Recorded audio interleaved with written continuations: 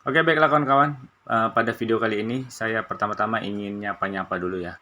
Apa kabar kalian yang per hari ini masih merasakan teroran, intimidasi, fitnah dari para DC aplikasi pinjaman uang online?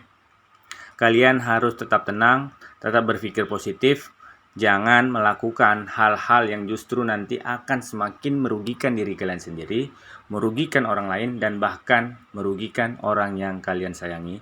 Jangan sampai hal tersebut terjadi kepada kehidupan kalian.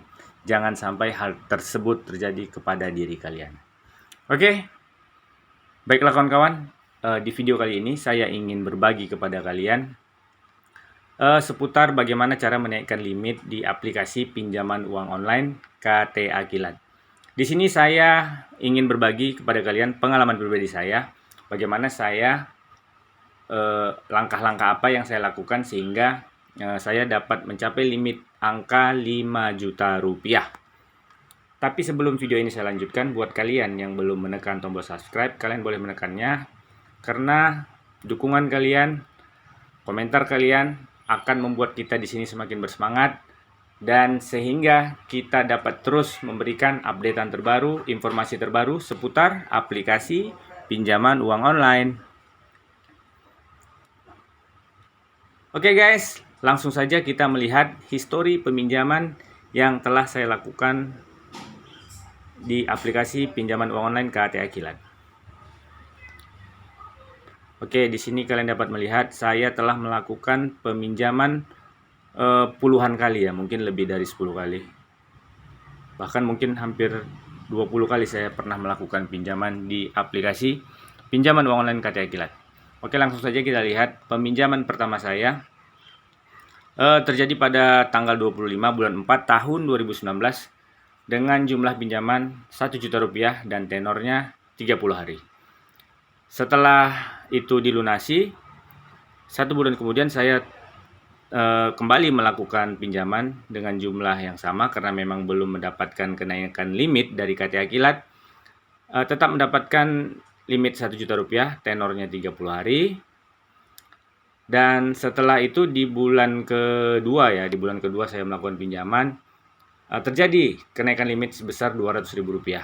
Terjadi pada bulan 6 tanggal 16 tahun 2019, yaitu jumlah pinjamannya saya di situ dapat pinjaman sebesar Rp1.200.000. 10 hari kemudian saya melakukan pelunasan dengan harapan agar mendapatkan kenaikan limit. Ternyata tidak. Ternyata di sini saya tetap diberikan limit yang sama, yaitu hanya sebesar Rp1.200.000 juga. Lalu di bulan berikutnya, di bulan 7 ya, di bulan 7 terjadi kenaikan limit yang tidak begitu signifikan ya, hanya sebesar Rp400.000 ya.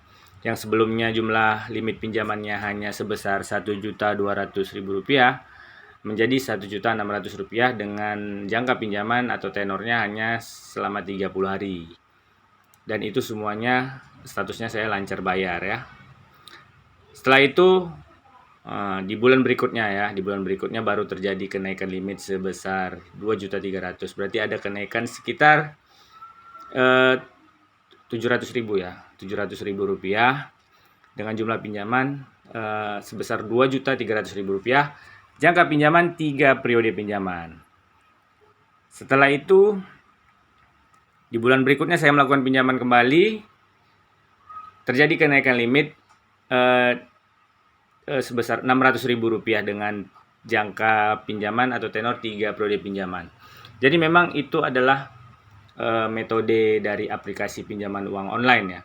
Mereka tidak akan langsung menaikkan limit kita secara signifikan gitu. Misal dari 1 juta langsung ke 3 juta gitu. Itu sangat jarang terjadi. Mereka akan menaikkannya step by step, tahap per tahap, sedikit demi sedikit. Ya, begitulah metode yang mereka lakukan.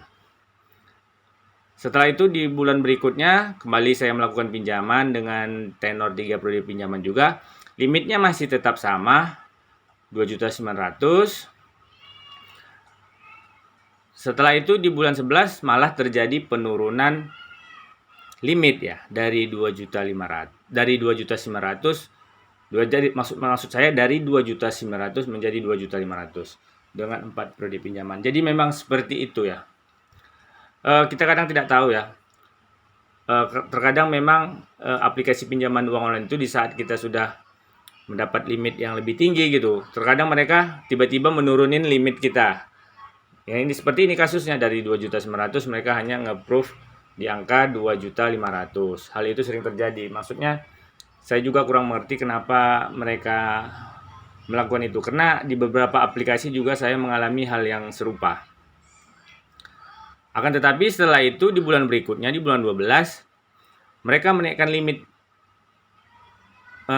di angka 1 juta ya. Kenaikan limit kenaikan limit sebesar 1 juta dari 2.500.000 menjadi 3.500.000 rupiah dengan jangka pinjaman 4 periode pinjaman. Setelah itu tetap hanya tempo sekitar 13 hari ya, 15 harian, 16 harian, tetap saya mengembalikan uang 3.500.000 dengan limit yang sama. Lalu di awal tahun ya, di awal tahun tanggal 7 bulan 1 tahun 2020, barulah mereka memberikan saya limit 5 juta dengan kenaikan sekitar 1.500.000 rupiah. Dari tenornya yang, maksud saya dari jumlah pinjaman 3.500.000 menjadi 5 juta rupiah. Inilah kenaikan tertinggi ya. Kenaikan limit tertinggi selama saya melakukan meminjam di aplikasi pinjaman uang online KTI Kilat.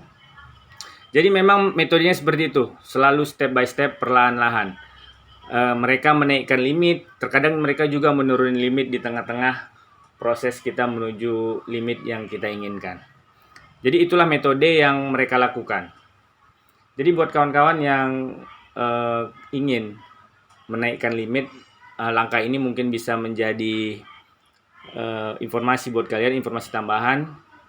Dan yang penting kuncinya sewaktu kalian melakukan pinjaman, semuanya harus lancar bayar ya. Semua lancar bayar, jangan ada telat bayar, agar limit yang kalian inginkan dapat tercapai. Karena apabila di tengah-tengah sewaktu berhutang terjadi telat bayar atau mungkin terlambatan dalam bayar, itu akan menjadi catatan bagi si pihak aplikasi untuk kedepannya gitu. Jadi kemungkinan kalian akan semakin sulit untuk mendapatkan limit yang besar kalau terjadi keterlambatan dalam pelunasan.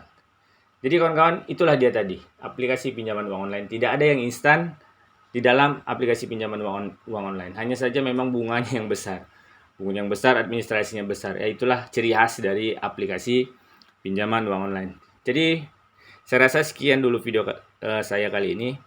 Buat kalian yang memang merasa video ini bermanfaat, kalian boleh nge-share-nya. Bagi yang ingin tanya-tanya, boleh meninggalkan komentar di kolom komentar.